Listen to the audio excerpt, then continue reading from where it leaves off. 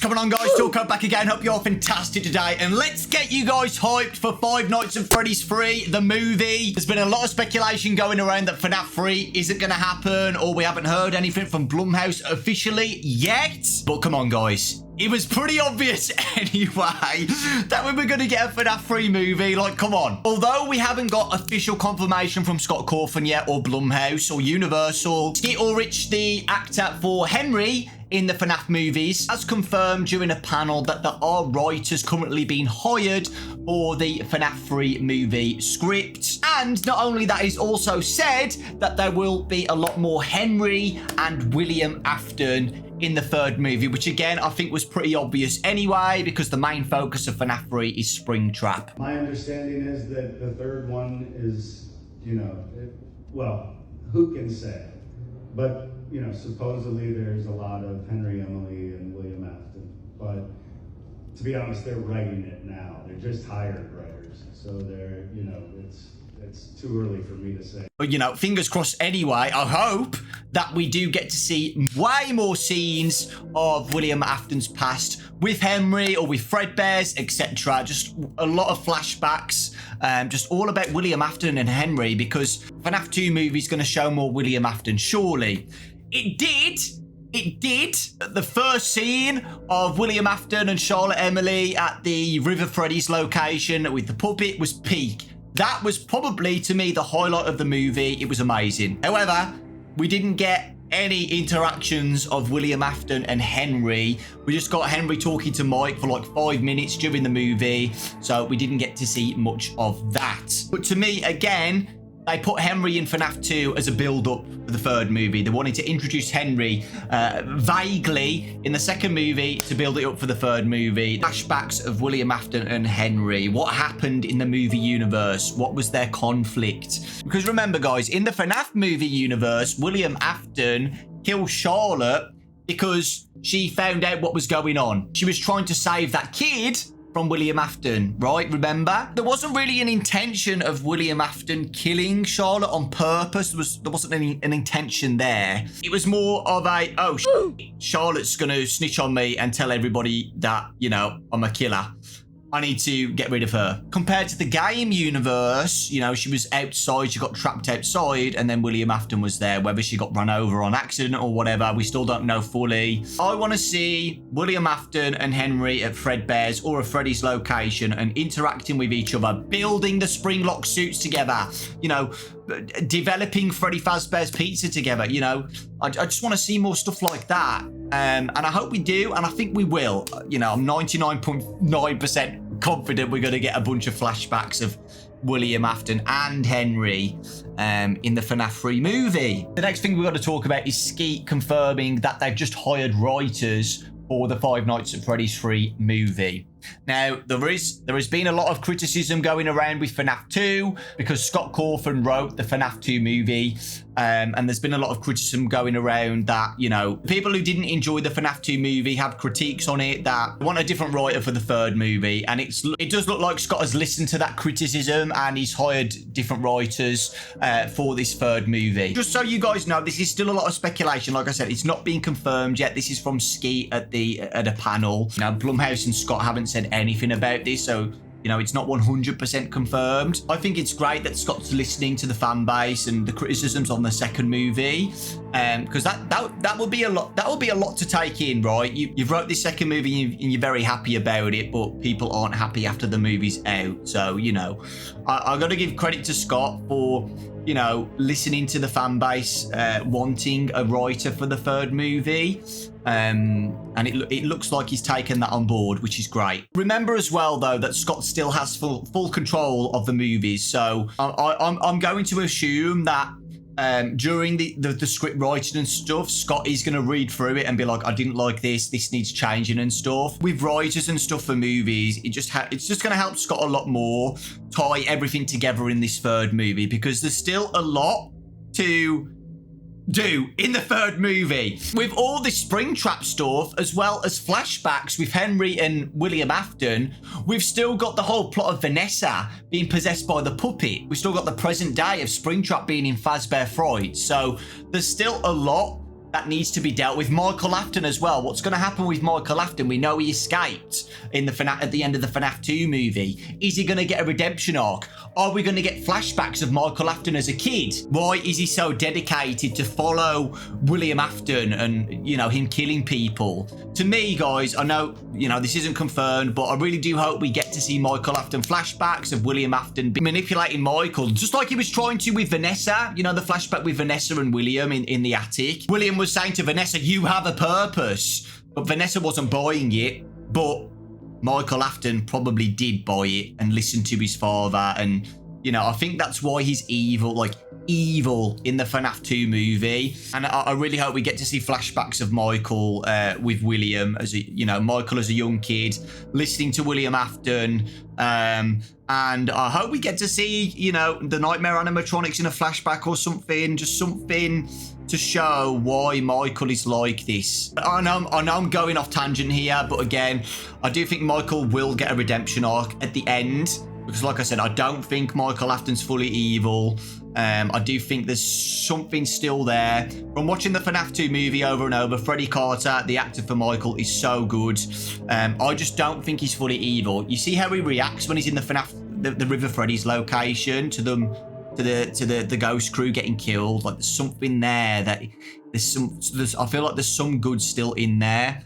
And I think we're going to get a redemption arc with him. There's still a lot to tie in. There's a lot of plot points that need to be dealt with. I don't think it's as much as FNAF 2. There was a lot of FNAF 2 stuff that was introduced. You know, so many animatronics. We had the withered animatronics. We had the FNAF 1 gang at the end. We are FNAF. And the puppet. And there was so much going on in that FNAF 2 movie. It was always going to be difficult to tie everything together in the second movie. There was, you know, it was going to be difficult. But with this third movie, I definitely think there's less. There's just one animatronic. Technically two. We've still got the puppet around. But Scott Cawthon, Blumhouse and Universal, and whoever the writers are, have a really good opportunity here with FNAF 3 to literally worship Springtrap. Wait, what I mean by that is they have just an opportunity to make a really good movie with Springtrap being the focus and William Afton and Henry being the focus as well. That's what I would do, in my opinion. I would just keep the focus on. I would just keep the main focus on William and Springtrap. I'd put the puppet possession with Vanessa as like a side plot. I'm not gonna lie. I just have the main focus on Springtrap. I really would. You have a perfect opportunity to show how powerful William Afton is inside this suit and how vengeful he is. He got killed off in his own suit. He was pretty weak. You know, he got defeated pretty weak. But now he's back inside his murderous suit. You know, he's been brought back to life. What can stop him? Who is going to stop him? He's already dead. He's possessing this powerful mechanical suit. He can do anything in this suit. Remember, in the FNAF 1 movie, he literally freaking froze Mike across the room in the first movie. He is so powerful in that suit. And that was when he was alive.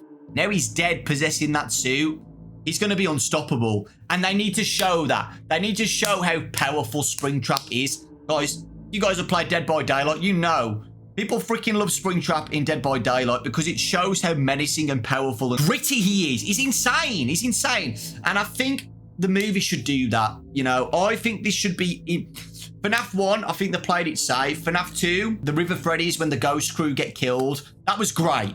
I liked that a lot. And I know a lot of people do. Again, probably one of my favorite scenes in the movie. Is the flashback with William Afton and Spring Bonnie. It was great.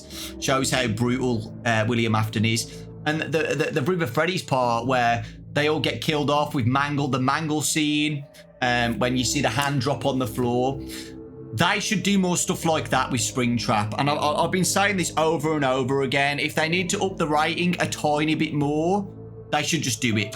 They really should. They should just go out or try and do what they did with the FNAF 2 movie. Just more brutal kills, because Springtrap is going to do brutal kills. It's William Afton. He's the killer in the Springtrap suit.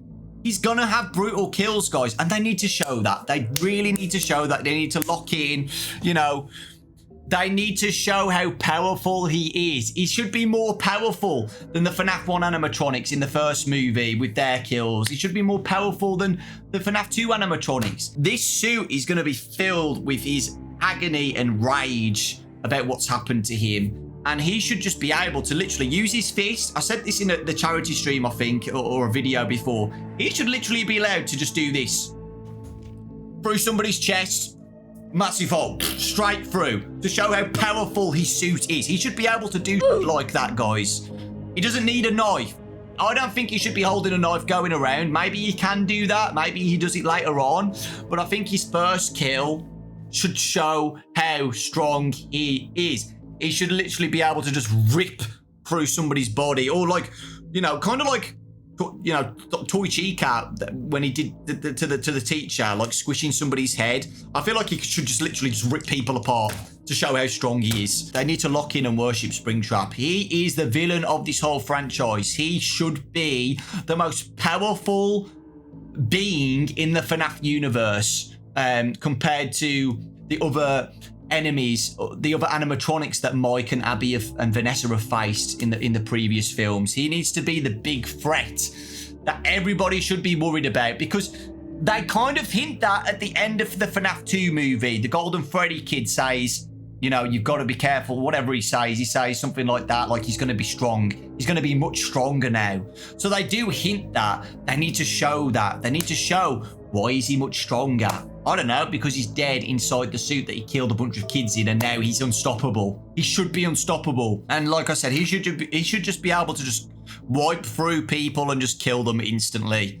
And like I said, I pictured a scene of a brutal kill of a Fazbear Frights worker who's on their own at the location after the first night where Springtrap is. You know, they find the real one, and they have a nice tour of the location and stuff with the withered animatronic scraps and the FNAF 1 scraps or whatever, and the toy scraps, etc.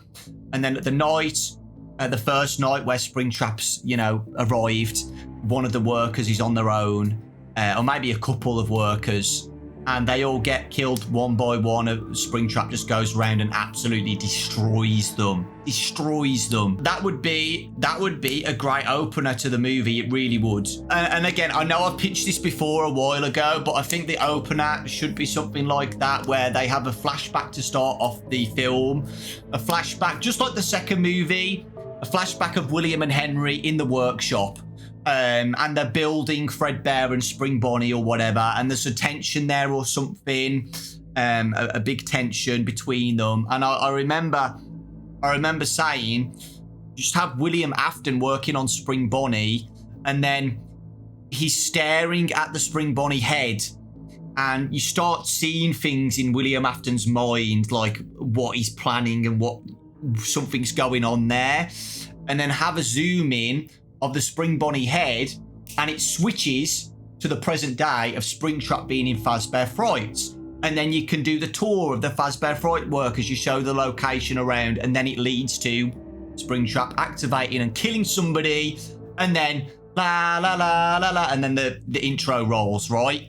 I feel like that would be perfect. I've already said I want a Springtrap kill of William Afton Springtrap punching through a Fazbear Fright worker's chest and just seeing how brutal it is, and just blood just going all over his face, and him enjoying it, him loving that he's back as Springtrap, which, you know, he's please. That's all I want. That intro is something like that, just to set it off, and then when the credit, you know, when the intro finishes, go to Mike and Abby. What are Mike and Abby up to after FNAF 2? You know, and then they're going to probably talk about that Vanessa's gone missing, and they're probably going to have a plot of maybe Mike and Abby looking for Vanessa. What is Vanessa up to? And then they meet up with Henry or whatever, and all of that plot, and then they find out on the news that a Fazbear Frights has opened up and people have been killed there or whatever, you know. Is Springtrap going to be allowed to leave Fazbear Frights and roam around the location, or does the suit have, you know, the security thing where he can't leave the location? You know, what is Springtrap's motivation going to be? Does he want revenge on Mike and Abby and Vanessa, or does he just want to kill more people? It's going to be interesting how they tie it in. And to be fair, when you think about it more, there is a lot to unpack there. What does Springtrap want in the FNAF 3 movie? I feel like it's going to be revenge on Mike, in my opinion. I feel like he wants to take him down after what happened to him, after him getting killed, and revenge towards Vanessa. Yeah, it's going to be interesting. I do think the finale is going to be at Fazbear Frights, where they're all there and there's going to be, you know, the fire or whatever. And I do feel like Springtrap is going to die in the movie universe fully. I do feel like they're going to end it there, in my opinion. I don't think he's going to come back like FNAF 6 Pizza Simulator. He might, though. Who knows? But I feel like in the movie universe, he is going to die. And I feel like it would be interesting if both Henry and William Afton, Springtrap, die in the FNAF. Like, Henry sacrifices himself, or maybe Vanessa might die, or maybe Michael might sacrifice himself to kill off his father. But again, I kind of do want to see more Freddie Carter in another movie. I'd love a Sister Location movie where Freddie Carter's the main character going down to Sister Location with Circus Baby and stuff. But we'll see. I don't know. It's a complicated one. What I'm saying is that I think FNAF 3 is an easier movie to do compared to FNAF 2, in my opinion. In FNAF 2, there's some positives here, guys. In the FNAF 2 movie lore, the Wizards are not possessed. They're not possessed, so they're out of the way. The FNAF 1 animatronics have been set free. They're gone, guys. They're gone. They've been sent to heaven, or whatever it says in the movie. Like, they're gone as well. So in the FNAF movie universe, it's literally just the puppet. Garrett, we still don't know about Garrett, but at least the puppet and Springtrap. That's it. That is literally it. Everybody else is gone. And again, I do think at Fazbear Frights that they should show the withered animatronics there. They should. I know in the game universe, the withered shells are not there, but they should just put them there to show that they're done, guys. The withered animatronics have been scrapped, and it makes sense because Mike escapes the River Freddy's and the animatronics shut down. The withered animatronics shut down. So workers at Fazbear Frights will go to River Freddy's and collect those withered animatronics and use them for Fazbear Frights. It makes more sense to use the wizards than the FNAF 1 and toy animatronics, because they're at Mike's house. So it makes more sense for them to use the wizards, but I do think they should use all of them. The wizards, the FNAF 1 animatronics, and the toys, to show that they're all dead. They're all wiped away. There's no other plot points of possessed kids possessing them. They've all been set free, okay? And the main focus should be Springtrap and the puppet, those two plots. They could use Phantom animatronics, and that's fine, because the Phantom animatronics are hallucinations of the older animatronics, and that's fine. They can do that. If they want to use a Phantom Withered Bonnie, or Phantom Withered Freddy, or Phantom Mangle, or Phantom Balloon Boy, of course they can do that, because they're just phantoms and hallucinations. And that would actually be cool. I do think we are going to get the phantoms as well, causing havoc in the location, because Mike's seen them all, and Vanessa's seen them all, and Abby's seen them all. So I do think we are going to get some hallucinations of the phantoms. But yeah, the main priority here, guys, should be William Afton / Springtrap. Everybody's been dying to see more William Afton stuff, and FNAF 3 has to be the movie to do it. It has to be. It's the big finale. It's of Springtrap and William Afton. We need to see flashbacks of William and Henry, but also, obviously, Mike, Abby, and Vanessa. Mainly Mike and Abby going to Fazbear Frights and saving Vanessa. But again, I do feel like, I don't know, I feel like Vanessa's going to be possessed through the whole movie. I do think she's going to be possessed through the whole movie until the end. And I don't know, guys. I do feel like Vanessa's going to die. I don't want her to die, but I just have a vibe that she's going to get killed off in this third movie. I think Vanessa's going to end up being at Fazbear Frights as well. It's just going to be a big finale with the puppet, Springtrap, Henry, and whatever. It's going to be interesting how the writers tie it all together. But yeah, the main video for this, guys, is just to be hyped up. FNAF 3 is happening. It's happening, guys. I'm 1,000,000% confident that the FNAF 3 movie is going to happen. And yeah, it's got to listen to the criticism of the second movie, and writers are working on the third movie. I'm very excited, and I do hope again that Scott is listening and looking around to what people are saying, what they want to see in the third movie, and they can make a great movie, guys. They really can. It's just that they've just got to make Springtrap OP as heck. They need to make him the scariest, most powerful thing in the movie universe, and he should be. And I really hope they do. I don't think they will, but I really hope they don't go around that way. They don't make it like a funny. They don't make it funny. They make it scary, and Springtrap being a powerful threat. I don't think FNAF 3 would be good to have humor in this one. FNAF 2, I kind of understood it in the first movie, have a little bit of light-hearted humor. But you cannot, you can't make Springtrap a joke. He cannot be a joke in this third movie, because a lot of fans are not going to be happy about that, including me. He's got to be an absolute power unit. That's how you make a perfect villain. You make them OP, like Thanos. I freaking love Thanos in the Avengers, guys. He is freaking insane. He is crazy. He's a big threat. And that's why people love the Avengers, because the Thanos was the biggest threat that they faced. He freaking wiped half of the universe. He won. Until the second movie, obviously. They were, of course, going to win. And they will in FNAF 3 as well. Of course, he's going to get defeated at the end. But, like, you've got to make him a big threat. If you don't make him a big threat, nobody's going to be interested in him or the movie. They're just going to think it's a joke. And we can't have that with Springtrap. Like, Springtrap is one of the most iconic villains of this era. He's up there with Mike Myers and Ghostface and stuff. So treat him like that. Treat him like Mike Myers. Treat him like Ghostface. And again, I don't think they will. I think he's going to be absolutely brutal. I really hope they do something like that. And like I said, although Springtrap is mega powerful and stuff, a fire is going to kill him off. Or they might change it where he gets shoved in a vat of acid or something. I don't know.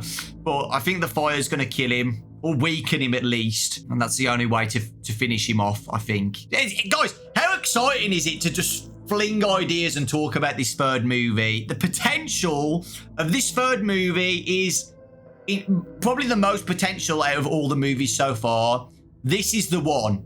This is the one where if Scott and Blumhouse lock in, it could be insane. And if we see a trailer in the future, all the people who said, like, oh, FNAF 2 was a joke or whatever, it was too funny or silly.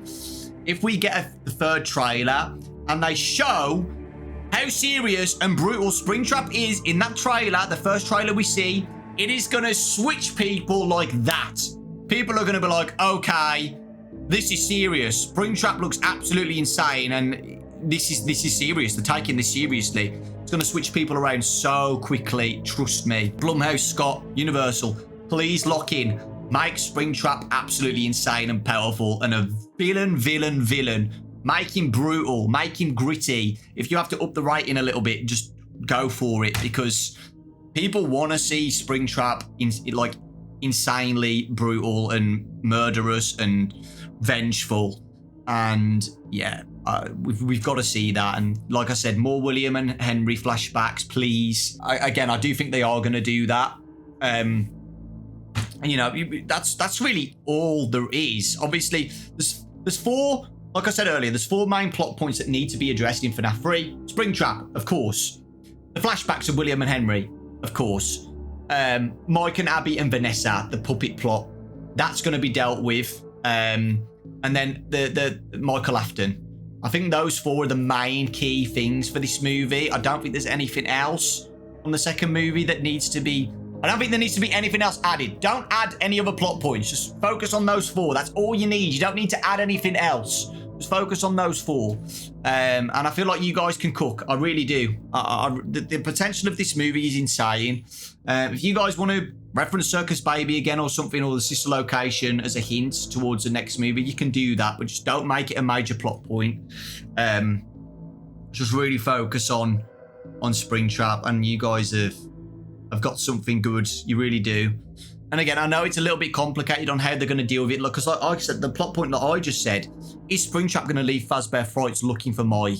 And how are they going to deal with that? Are you going to show what locations is Springtrap going to be? Where's he going to go? Is he going to go down to sister location and do stuff there? Or is he going to go to other locations or stuff? He's going to go and roam the streets. It's going to be interesting how they can take that seriously and not make it, you know, a joke. But yeah, that is my ramble, guys. But like I said, just get hyped. Fnaf 3 is happening, and Skeet seems very excited about this 3rd movie. He seems to, you know, be confident that we are going to see more Henry and William Afton. I think it's obvious. If not, that would be very silly, and it would make no sense. So it's going to happen. And, you know, my only plea is just to make Springtrap crazy and just a great... It's insane. Just go for it. What are you... There's nothing to lose here. People want Springtrap as Springtrap. Do it. You've got nothing to lose. Just go for it. If this is the final movie, just go for it. You know, that's all I'm gonna say. Just please make Springtrap good. That is it, guys. Let me know your thoughts. You have any ideas or anything? Maybe the writers, maybe Blumhouse, maybe Scott might look at the comments. Leave what you think, what you want to see in FNAF 3. Please say what you want to see. If I've missed anything, what do you want to see in Five Nights at Freddy's 3? Because like I said, maybe Scott's going to see them and he might go, you know what, that's a good idea. I'll think about that. Let me know, please. Take care, lots of love. Get hyped. I do think this year is going to be insane. And I can't wait for Blumhouse to announce that FNAF 3 is in the works, like confirming it. But, you know, I think it's pretty obvious anyway that it is going to happen. I know some people didn't like FNAF 2, but it still made a lot of money and it was a major success. So, you know, it's still looking great. I'm looking forward to what Steel Wall's up to as well. And yeah, I feel like we've got some things to look forward to this year. Okay? Take care, lots of love. Thanks for watching. And I'll see you all next time.